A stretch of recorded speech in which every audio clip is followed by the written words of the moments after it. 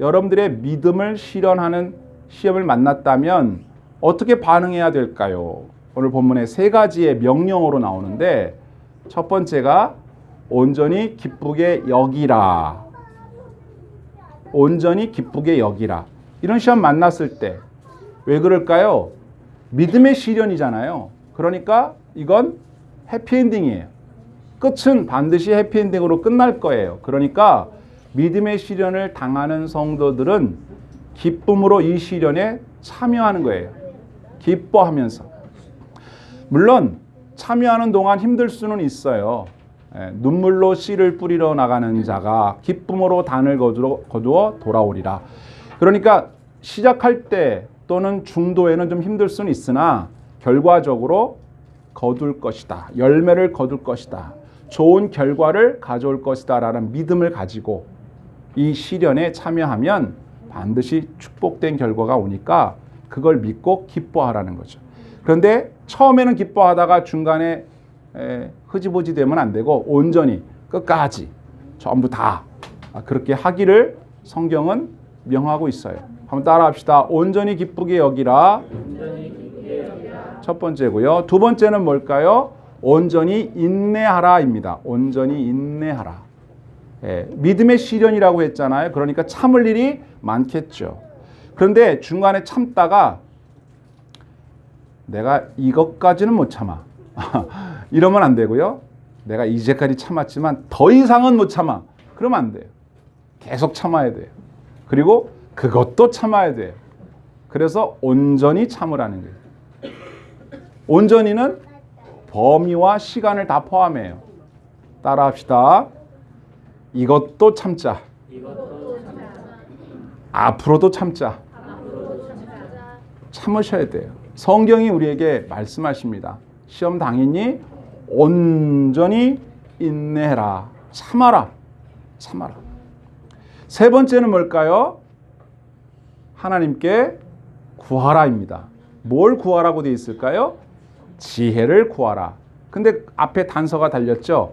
지혜가 부족하다면, 충분하다면 달랄 필요 없겠지만 부족하다면, 지혜가 부족하다면 하나님께 구하라. 시험을 당한 사람들이 해야 할 세 가지 태도, 온전히 기뻐하는 거, 온전히 참는 거, 세 번째 하나님께 지혜를 구하는 거. 자, 옆에 사람에게 세 가지 말해주겠습니다.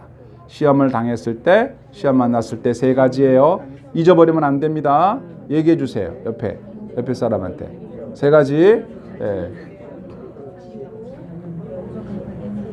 기억하지 않아도 잊혀지지 않는 내용이 돼야 됩니다. 시험 문제 나옵니다. 다음 중 시험을 당했을 때 해야 할 것 세 가지를 쓰시오. 다 같이요. 온전히 기쁘게 여기라. 온전히 인내하라. 하나님께 지혜를 구하라. 이제 시험 당하면 지금 당하고 있을 수도 있고요. 앞으로 당하면 어떻게 한다? 일단은 기뻐해요. 일단 기뻐해요. 끝까지 가야 되겠지만 그 다음 참으세요. 그리고 하나님께 하나님 내가 이 시험을 잘 통과할 수 있도록 인도해 주세요. 지도 편달을 바랍니다. 레슨해 주십시오. 코치해 주세요. 구해야 됩니다. 계속해서. 그러면 시험을 잘 통과할 수 있게 돼요. 자, 만약에 지혜가 부족하게 되면 어떻게 되나? 지혜가 부족하면 구하라 그랬는데 구하지 않아서 지혜가 부족하게 되면 어떻게 되나? 한번 보겠습니다. 첫째는 중간에 포기하게 된다. 왜냐? 하나님이 주시는 지혜가 모자라면 처음에는 참아요. 처음에는 그냥 기뻐해요. 그러다가 중간에 그만둡니다. 아, 못해. 내가 이제 더 이상 못하겠어. 아, 그만둘 거야. 다 때려칠 거야. 이렇게 돼요. 여러분 많이 경험해 봤을 거예요. 여러분 어려움 만나면 처음에는 뭐 별거 아니겠지 그러다가 이거 장난 아니네 그러다가 심해지면 어떤 상황에 도달을 하냐면 좋다 한번 해보자 이러는 게 아니라 못해 때려쳐요. 그만둬버려요. 왜 그래요? 인내심이 부족하고 또 하나님이 나를 이 믿음의 시련에서 어떻게 인도하는지에 대해서 잘 몰라서 그래요. 지혜가 부족하면 그런 일이 생겨요. 결국 여러분이 참을성이 부족한 것은 여러분들이 지혜가 부족하기 때문에 그래요. 참을성 부족이 지혜 부족이에요. 또 하나는 뭐가 있을까요? 내 영혼에 대한 질서와 균형이 깨진다는 겁니다. 지혜가 부족하면 내 영혼의 질서가 깨져요. 흔히 여러분 지구력이라고 하죠. 지구력. 어떤 일 할 때 지구력이 필요하다. 끝까지 버티는 그게 필요한데 저는 그거를 지혜를 구하는 힘, 지구력 이렇게 이름을 붙여요. 지구력이 모자라면 지혜가 모자라고 지혜가 모자라면 중간에 그만두는데 그만둘 때 그 사람의 영혼의 상태가 어떤지 아세요? 멘탈 붕괴. 영혼이 조화가 다 깨져버려요. 여러분 우리의 본래 영혼이라고 하는 건 평상시에 지식과 감정과 의지가 서로 조화를 잘 이루고 있어요. 그래서 그 사람이 무슨 말과 행동을 해도 상식적인 범위 내에 다 있지만 만약에 시험을 당했을 때 지혜가 모자라게 되면 멘탈이 붕괴돼 버려요. 멘탈이 무너진다고요. 영혼의 조화가 다 깨져버려요. 그러면 그 사람이 이상한 소리를 해요. 이상한 행동을 합니다. 그럼 우리가 흔히들 뭐라 그래? 아, 전이가 시험 들었어. 시험 들어서 이상해. 요즘 하는 말도 태도도 표정도 이상해. 뭐예요? 시험 들었다. 시험 들은 것까지는 좋은데 그 시험을 이겨낼 만한 힘이 지혜가 모자라서 그래요. 저는 여러분들의 영혼이 이렇게 한번 스스로를 생각해 볼 때 내가 되게 평안한가? 내 마음이 지금 평안하고 안정적인가? 한번 생각해 보세요. 마음이 안정적이지 못하고 막 복잡하고 혼란스럽다는 거는 균형이 깨진 거예요. 그럴 때 조심해야 돼요. 자, 여러분 자신에게 한번 물어보세요. 내 영혼아 평안하냐? 시작. 대답해 보세요. 평안하십니까? 그래서 유대인들이 인사할 때 뭐라고 해요? 샬롬 그러죠. 그게 무슨 말이에요? 평안하냐? 그 말이에요. 중요한 건 사람의 영혼이 평안해야 돼요. 내 영혼이 안전해야 된단 말이에요. 근데 내 영혼이 불안정하면요. 다 불안정해지는 거예요. 왜 영혼이 불안정해진다고 얘기했습니까? 지혜가 모자라면 그렇다 그 말이에요. 여러분 이런 말씀 많이 해보셨죠? 하나님 도대체 저한테 왜 이러십니까? 그죠? 뭐 원망도 되고 왜 하필이면 나야? 뭐 이런 거. 내가 무슨 죄를 지었길래. 이게 영혼이 불안정할 때 나오는 소리예요. 조화가 깨지면 이런 소리가 나오고요. 영혼이 평안하면요. 주님 인내하겠습니다. 주님 뜻을 깊이 묵상하겠습니다. 이런 말이 나오는데 영혼이 깨지면 도대체 왜 이러세요 저한테? 에? 제가 뭘 잘못했나요? 이런 식으로 막 원망도 하고 대들기도 하고 주변 사람들한테도 막 이렇게 거칠게 말하게 되고 행동이 벌써 평상시와 달라요. 시험 중에 지혜가 모자라서 그렇다. 그런 건 마치 피아노가 조율이 안 된 상태에서 그냥 아무렇게나 막 치면 듣기가 막 괴롭잖아요. 그러니까 주변 사람 중에 시험 든 사람이 있으면 그 사람이 무슨 말만 하면 듣기가 힘들어. 그냥 입 다물고 있으면 좋겠어. 그런데 우리의 영혼이 불안정하기 때문에 그렇다는 걸 모르니까 괜히 인간관계가 나빠지죠. 그 사람의 영혼이 지금 불안해서 그런 건데 안타까운 상황인 거예요. 그럴 때는 피아노를 조율해가지고 악보를 따라서 잘 치면 아름다운 선율이 나오지 않습니까? 우리의 영혼이 회복되고 안전해지면 그 사람에게서 좋은 소리와 좋은 행동이 나오겠죠. 행동만 보고 말만 보고 무조건 이상하다라고 할 게 아니에요. 안타까운 상황이니까 위에서 중보기도 해야 될 상황이 되는 거죠. 그런데 문제는 지혜가 부족하면 멘탈이 붕괴되고 영혼의 조화가 깨지면 이걸로 끝나는 게 아니라 사람이 죄를 짓기가 쉬워져요. 그 벌어진 틈 사이로 마귀가 비집고 들어와서 그 사람으로 하여금 영혼이 지금 안정적이지가 않으니까 판단력이 흐려지잖아요. 뭐가 선한지 악한지를 모르니까 뭐가 주님의 뜻에 가까운지 뭐가 마귀의 뜻을 따르는지를 모르니까 하는 일들이 잘못하면 죄를 짓는 일이 돼요. 그래서 시험에 든 사람이 또 다른 죄를 짓게 될 경우가 많죠. 악을 행할 경우가 많아요. 그래서 우리 주기도문에 보면 여러분 어떻게 나와 있죠? 네. 우리를 시험에 들게 하지 마옵시고 다만 악에서 구하옵소서. 우리 아이들이 외우는 주기도문 송에 나오는 부분이죠. 마태복음 6장 13절에 그렇죠? 한번 따라합시다. 시험에 들게 하지 마옵시고 악에서 구하옵소서.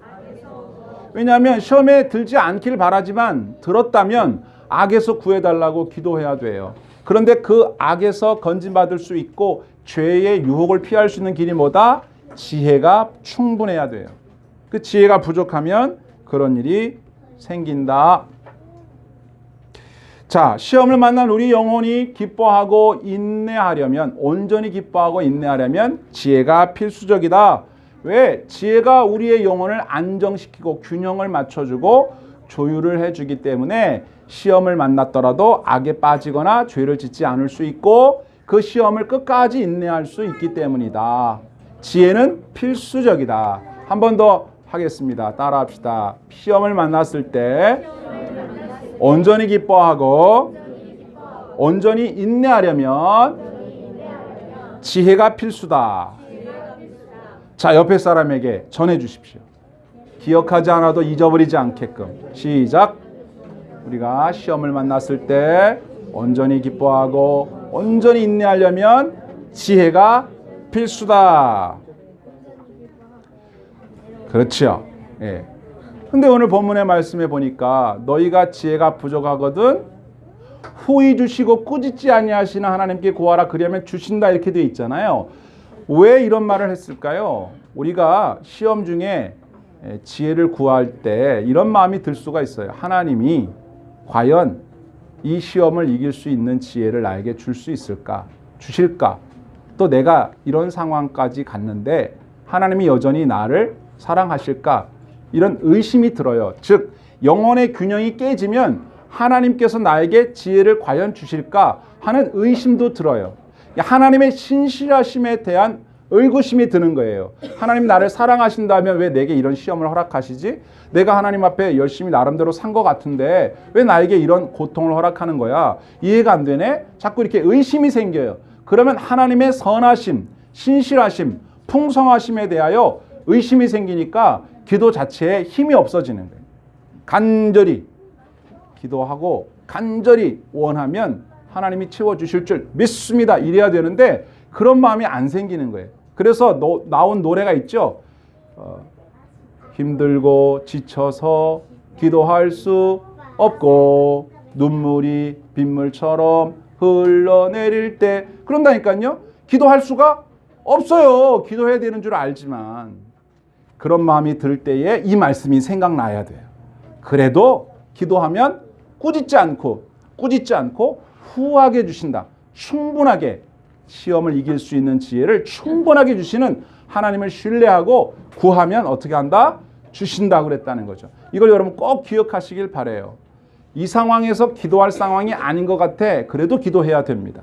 이 상황은 절대로 하나님이 기뻐하지 않을 것 같아 라고 생각하는 상황에서라도 우리가 하나님을 사랑하는 것보다 더 큰 사랑으로 우리를 사랑하고 계신다는 걸 믿어야 돼요. 이 믿음이 평안할 때는 있어요. 그런데 영혼의 붕괴가 오면 그게 없어져 버린단 말이죠.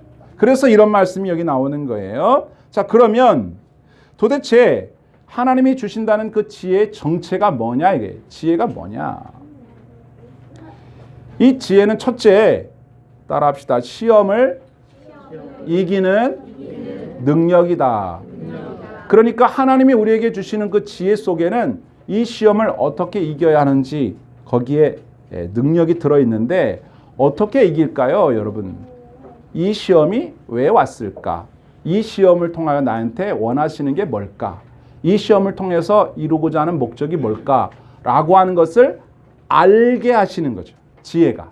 하나님 주신 지혜가 그걸 알게 되면 쫙 풀어져요. 여러분, 고난당한 사람이 제일 많이 하는 표현이 뭔지 아세요? 왜라는 단어입니다. 왜 나만 겪는 고난이냐고. 그런 찬양도 있죠. 왜 나만 겪는 거야 도대체? 왜라는 단어가 앞에 딱 붙어요. 그리고 애들이 엄마한테 이렇게 종아리를 맞으면 본능적으로 튀어나오는 말이 뭐예요? 뭐래요? 아야 이래요? 뭐라 그래요? 왜 때려? 이러죠. 여러분 길가에 가면 두더지 있잖아요. 두더지 동전 넣고 때리는 거. 때려보시면 무슨 소리가 나와요? 왜 때려? 이래요. 왜 때려? 그죠? 왜 때리는지 알면 괜찮아요. 맞아도 맞는 이유를 아니까. 근데 왜 때리는지를 모르고 왜 맞는지를 모르면 더 힘들어요. 그러니까 시험은 우리의 삶에 영혼을 흔들어 놓기 때문에 이 지성적으로 이게 복잡해지는, 머리가 복잡해져요. 그래서 흔히 이제 우리 젊은 사람들 하는 말로 해골이 아프다. 골이 아픈 거야. 몸도 힘들지만 골이 아파. 그런데 이 문제는 이래서 이렇고 저 문제는 저래서 저런 것이니까 이렇게 하면 된다. 그걸 쫙 알아버리면 아하, 그거구나. 알아버리는. 그게 지혜예요. 내 삶에 일어나는 삶의 모든 문제가 도대체 어떻게 얽혀 있는지를 알게 해준단 말이에요. 누가? 하나님의 지혜가.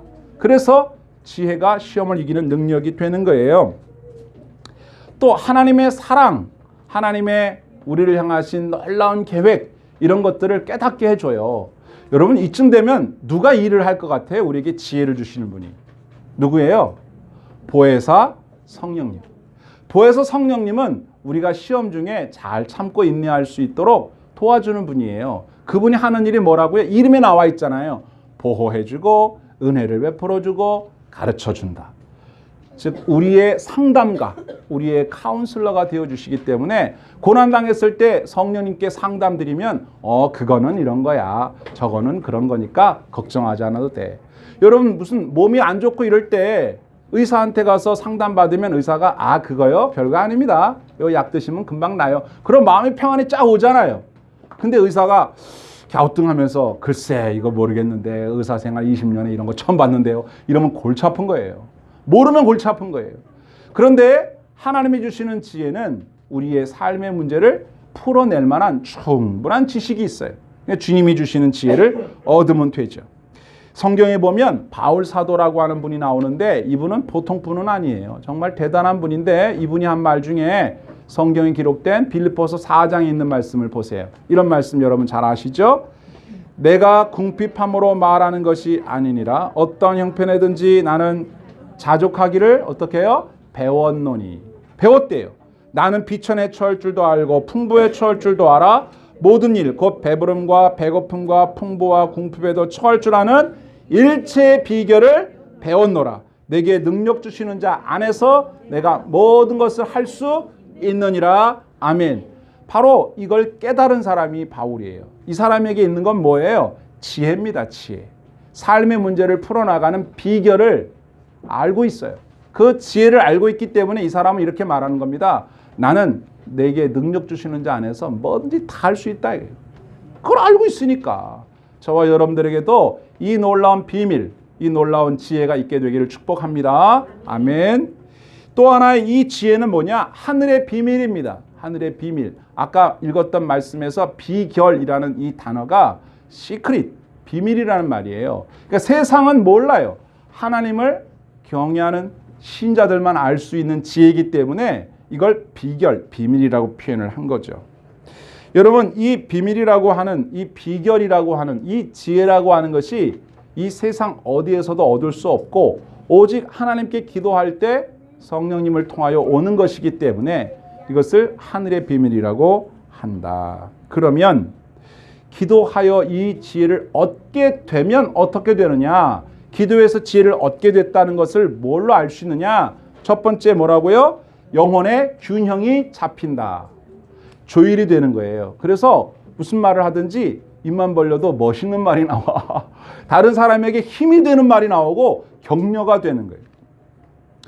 우리 유석기 집사님이 찬양 인도한 지 이제 한 달 좀 지났나요? 갈수록 멘트가 훌륭해지고 있어요. 그죠? 어디서 베껴온 건지 기도해서 응답받은 건지 이게 조율이 되고 있어. 점점점. 처음에는 뭔 소리를 하는 건지 이게 그냥 말이 앞뒤가 안 맞고 막 버벅거리고 그랬는데 그 찬양 곡에 알맞는 멋있는 멘트가 참 청산유수같이 줄줄줄 나오지 않습니까? 얼마나 준비를 많이 했겠어요. 이렇게 조화롭게 나와요. 그 말하는 게 듣기에 참 좋잖아요. 얼마나 준비했겠어요. 근데 여러분 시험을 당한 사람하고 얘기를 해보세요. 그 입에서 나오는 말을 들으면요 짜증납니다. 속상해요. 불 붙는 데다가 기름 붓는 것처럼 속을 뒤집어놔요. 여러분들도 혹 그런 적이 있을지 몰라요. 누구랑 무슨 얘기를 하면 내가 하는 말 때문에 상대방 오히려 멘탈이 그냥 이게 야, 어떻게 말을 해도 저렇게 할까? 영혼이 깨지면 말이 그렇게 나와요. 영혼의 균형이 딱 잡히면요, 말이 기가 막힙니다. 그래서 여러분들 그 찬양 곡들을 쓴 거 보세요. 오늘도 불렀던 찬양 곡들 기가 막히지 않습니까? 그 사람들이 영혼이 어떤 상태겠어요? 영혼이 아주 균형이 조화가 잡힌 분들 아니겠어요? 그러니까 시가 나오는 거예요. 멋있죠? 참 기가 막힙니다. 여러분의 영혼의 균형이 잡히기 위해서라도 여러분들에게 하나님의 놀라운 지혜가 풍성하게 내려지기를 주의 이름으로 축원합니다. 아멘. 또 하나, 우리가 하나님께 지혜를 얻게 되면 마음속에 평강이 오게 되는데, 아까 말씀드린 대로 이 지혜가 생기게 되면서 마음속에 두려움과 염려 이런 것들이 사라지게 돼요. 아까도 우리 불렀던 찬양 중에 두려움 다 내려놓고 주님만 의지해 주 안에서 내 영혼 안전합니다.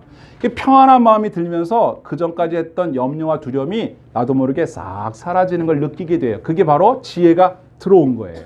충분히 들어온 거예요. 자, 빌립보서에 이런 말씀이 또 있어요. 4장 6절인데 보시겠어요?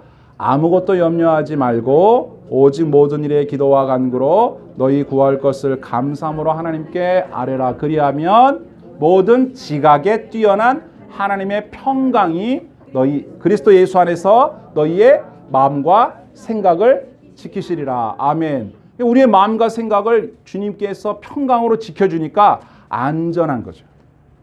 삶의 문제는 지금 어려워서 내가 좀 풀어나갈 문제는 많아지지만 내 마음의 상태는 내 영혼 평안해. 내 영혼 평안해. 마음이 평안해지니까 문제를 바라볼 때 이거 봐라, 침착하게 하나씩 풀어나갈 수가 있는 거예요. 그게 바로 하나님이 주신 지혜 때문이다. 또 하나, 하나님의 지혜를 얻게 되면 마음에서 주님을 더욱 의지해야지, 주님을 더욱 신뢰해야지, 이런 마음이 막 일어나요. 처음에는 하나님 왜 이러십니까? 이랬던 사람이, 하나님 저한테 이러시면 곤란하죠? 이랬던 사람의 마음이 마음속에서부터 그럴수록 더욱 주님을 의지해야 되겠다.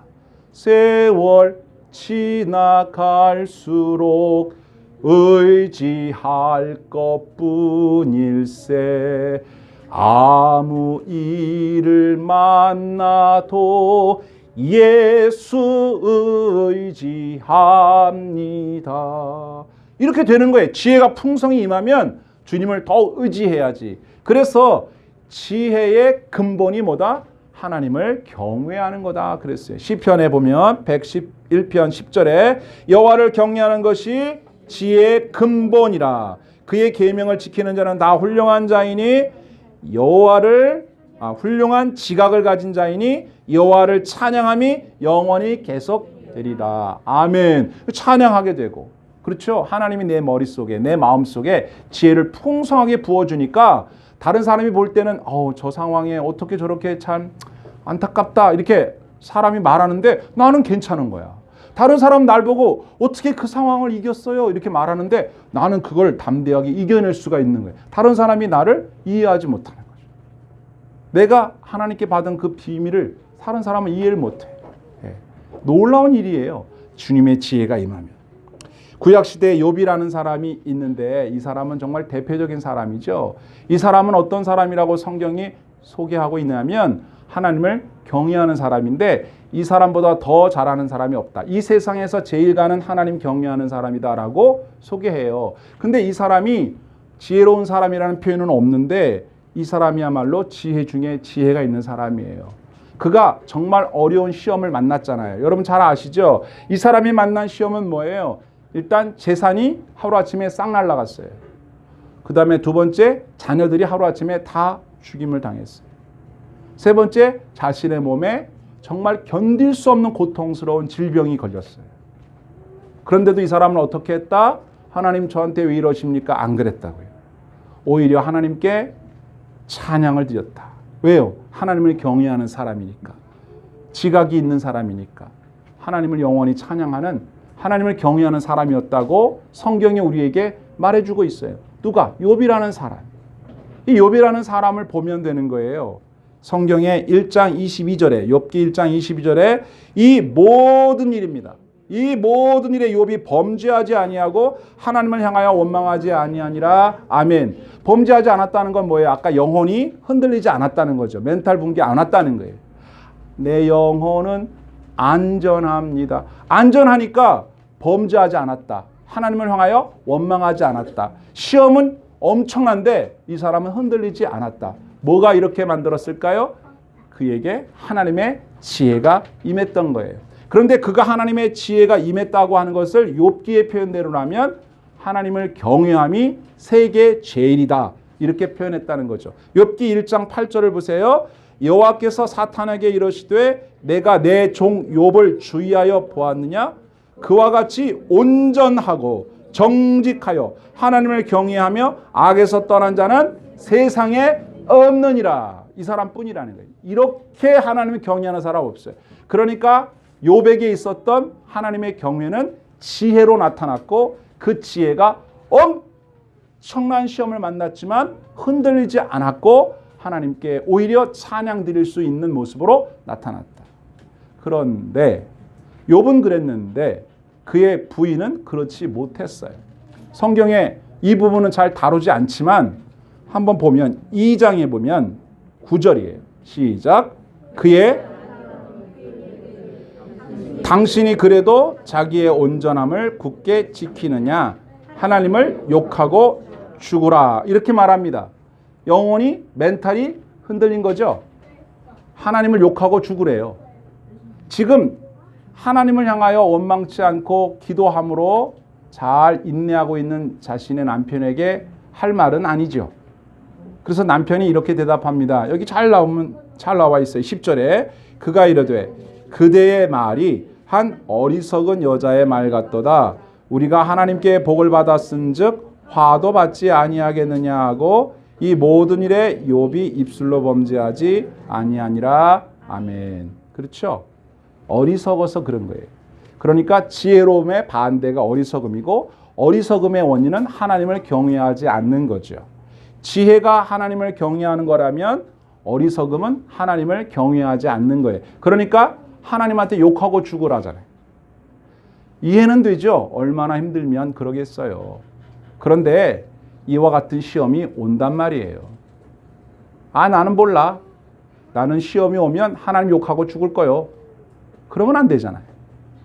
욥과 같은 그런 시험이 과연 나한테도 올지는 모르겠다마는 욥처럼 난 그렇게 해낼 거야. 하나님이 내게 지혜 주시면 나는 이겨낼 거야. 이런 마음을 먹으라고 욥기에 써 있는 거예요. 아, 여기 나와 있는 대로 하나님 욕하고 죽으라는 얘기구나. 그 얘기가 아니잖아요. 우리에게 이 이야기를 왜 우리에게 읽게 하실까요? 욥은요, 하나님을 신뢰하는 사람이었어요. 우리에게 그렇게 하라고 가르쳐 주는 겁니다. 여러분, 하나님의 지혜가 임하면 영혼이 안정화되고 하나님을 더욱 의지하게 되고 하나님을 신뢰하면서 이런 아름다운 소리가 나와요. 조율된 피아노처럼. 23장 10절 시작. 그러나 내가 가는 길을 그가 아시나니 그가 나를 단련하신 후에는 내가 순금같이 되어 나오리라. 아멘. 지금 자신이 너무 힘들지만 결국 하나님이 나를 순금같이 나오게 하려고 그러시는 걸 거야. 그럼 신뢰하고 믿는 거죠. 주님을 신뢰하는 마음을 갖는 게 중요해요. 지혜로우면 그런 마음이 들어요. 그래서 여러분 어떻게 해야 됩니까? 시험 만났다. 그러면 지혜를 일단 구하는 거죠. 그러면 기뻐할 수도 있고 인내할 수도 있고 우리들이 하는 말 때문에 우리도 살고 내 주변에 있는 사람도 살 수가 있다. 이런 생각 마지막으로 한번 나눠보려고 해요. 하나님은 왜 하필이면 욥에게 이런 시험을 허락하셨을까? 믿음도 좋은 사람인데 뭘 더 훈련할 게 있다고. 그렇잖아요? 믿음이 실현하는 것이 시험이라고 그랬잖아요. 근데 욥이라고 하는 사람의 믿음을 우리 하나님이 몰라서 시험해 봐야 되나? 시험해 봐야 어느 정도인지 간을 보는 건가? 아니거든요. 근데 왜 했을까요? 여러분 이건 되게 중요한 질문이에요. 여러분들에게 시험이 와요. 믿음의 시험이. 왜 올까요? 두 가지 이유가 있습니다. 하나님이 몰라서 여러분들 시험하는 거 아니에요. 잘 아세요. 그래서 여러분들이 감당 못하는 시험은 허락하지도 않아요. 여러분들의 믿음의 수준을 나름대로 스스로 생각하고 계실 거예요. 그죠? 나는 이 정도의 믿음이다. 나는 이 정도 믿음이다. 그래서 여러분들의 신앙생활하는 모습 속에 시험이 끊임없이 옵니다. 당시에 최고로 하나님을 잘 섬겼다고 하는 욥에게도 왔다면 하나님이 여러분들을 버린 게 아닌데 여러분들의 믿음이 계속 성장하기를 바라실 거 아니겠어요? 그러면 시험이 오겠어요? 안 오겠어요? 온다니까요. 완성된 사람 같아 보이는 욥에게도 왔는데 그러니까 나는 완성이니까 안 올 거야 그런 생각하지 마시고 나는 너무 믿음이 없으니까 시험 안 올 거야 그런 얘기도 하지 마세요. 시험이 없는 분은 없습니다. 그런데 하나님은 알고 시험하시는 거예요. 알고 시험당함을 허락하는 거예요. 뭘 우리에게 기대하실까요? 두 가지. 첫 번째, 하나는 시험을 당하면서 내 자신을 돌아보게 하실 목적으로. 여러분들의 수준이 어느 정도인지 알려면 시험을 봐야 알아요. 여러분들의 실력이 어떤지 알려면 시험 치러 봐야 안다니까. 안 하면 몰라요. 되게 괜찮은 줄 알죠? 시험 봐보면 생각보다 점수가 많이 안 나옵니다, 여러분. 시험을 봐야 돼요. 많이 볼수록 성적은 올라갑니다. 네. 첫 번째가 그런데 고린도전서 10장 11절을 한번 읽어볼게요. 시작. 그들에게 일어난 일은 본보기가 되고 또한 말세를 만난 우리를 깨우치기 위하여 기록되었느니라. 그런즉 선줄로 생각하는 자는 넘어질까 조심하라. 사람이 감당할 시험 밖에는 너희가 당한 것이 없나니 오직 하나님은 미쁘사 너희가 감당하지 못할 시험당함을 허락하지 아니하시고 시험당할 즈음에 또한 피할 길을 내사 너희로 능히 감당하게 하시느니라. 아멘. 여러분들이 할 만한 시험만 허락해요. 목적이 뭐라고요? 자기를 돌아봐서 내 수준이 어느 정도인지 알아서 모자라다면 주여 죄송합니다. 제가 이것밖에 안 되는 사람이었네요. 열심히 하겠습니다. 이렇게 하길 바라는 거고 또는 내가 선줄로 생각하고 있었는데 아니었네. 내가 이것밖에 안 되는 사람이었네. 완전히 겸손해지고 낮아지는 거죠. 주로 내 마음이 교만해지기 시작하면 시험은 마치 기다렸다는 듯이 확 다가옵니다. 첫째가 나 자신을 돌아봐서 보다 나은 신앙인으로 성장하게 하시려는 하나님의 뜻이에요. 그러니까 시험은 하나님이 뭘 알아보려고 하는 게 아니라 우리 보고 알아보라고 하는 거예요. 두 번째는 뭘까요? 여기 나와 있는 그대로 본보기가 되라고. 여러분들의 신앙생활에서 나타나는 시험은 여러분 자신만을 위한 게 아니에요. 여러분들을 지켜보는 다른 사람들을 위한 거예요. 욥이 시험 당한 건 요 자신만을 위한 게 아니라 우리를 위한 거예요. 우리를. 성경에 다시 보세요. 그들에게 일어난 일은 본보기가 되고 또한 말세를 만난 우리를 깨우치기 위하여 기록되었느니라. 우리를 깨우치려고 욥을 보면서 뭘 깨달으라는 거예요. 여러분 생각나잖아요. 아, 욥 같은 사람도 시험을 당하는구나. 욥은 끝까지 주님을 신뢰하고 경외하고 지혜를 얻어서 이겨서 승리했구나. 나도 승리해야지. 욥을 보면서 배우라는 거예요. 그러면 여러분이 당하는 시험은 욥과 같은 건 아닐 수도 있잖아요. 근데 여러분이 당한 시험을 통해 스스로를 돌아볼 뿐만 아니라 여러분들을 지켜본다니까요. 지켜볼 거야 이러잖아요. 쭉 지켜본다 이렇게. 예. 누가 지켜봐요? 여러분 주변 사람들이 여러분을 지켜본다고요. 친구도 있을 수 있고 가족일 수도 있고 우리 같은 교우들일 수도 있고 뭐 여러분들의 자녀들일 수도 있고 그렇잖아요. 앞집 뒷집일 수도 있고 여러분들의 신앙생활을 가장 많이 지켜보고 영향받는 사람은 또 누굴까요? 가족이에요. 그리고 교우들이에요. 같은 교회에서 섬기는 교우들. 그들에게 지혜로운 시험을 이겨내는 지혜로운 신자의 모습을 보여줄 수 있는 기회를 주는 거예요. 한번 보여줘. 이러잖아요. 보여줘. 일단 한번 믿어보시라니까요. 이러면서 보여줘. 네. 여러분 한번 보여줘. 여러분들이 어떻게 하느냐가 대단한 중요한 사람들에게 교보제가 될 수도 있다는 거. 여러분 중요한 사실입니다. 해서 주님께서 우리에게 기대하시는 바가 뭘까요? 오늘 본문 돌아왔습니다. 자, 3절입니다. 오늘 본문 3절. 왜 이런 복잡한 일을 하시나 하나님이. 시작. 이는 너희 믿음의 시련이 인내를 만들어내는 줄 너희가 알미라. 인내를 온전히 이루라. 이는 나옵니다. 너희로 온전하고 구비하여 조금도 부족함이 없게 하려 함이라. 아멘. 뭔지 아시겠어요? 여러분들을 지금보다 더 훌륭한 사람 만드시고 싶으셔서 그래요. 그냥 주님 요 정도로 그냥 만족합니다. 안 돼. 주님은 어느 정도까지 바라보신다? 온전하고 부족함이 없게. 온전한 신자로 만들기 위해서 끊임없이 여러분들에게 도전해 오실 거예요. 그런데 그 시험 당함은 주님께서 여러분들을 위한 것이니까 기뻐해도 돼요. 뭐 이런 게 왔어! 그러지 말고 기뻐해도 됩니다. 충분히 기뻐하셔도 돼요. 야, 하나님이 나한테 이런 걸 다 허락하시네. 할렐루야. 기쁘게 여기시고. 자, 시험이 온 것 같다. 한번 참아보자. 끝까지 참아보자. 그런 마음 가지셔야 돼. 근데 기뻐해보고 참아봤는데 뭔가 부족한 것 같아. 그렇죠. 주여, 지혜가 부족합니다. 지혜를 주십시오. 요백에 주셨던 그 지혜를 주시고 바울에게 주셨던 그 지혜를 주셔서 멋지게 이겨낼 수 있게 해주셔서 나를 바라보는 저 사람들에게 증인된 삶을 살게 해 주옵소서. 내가 증인돼 보겠습니다.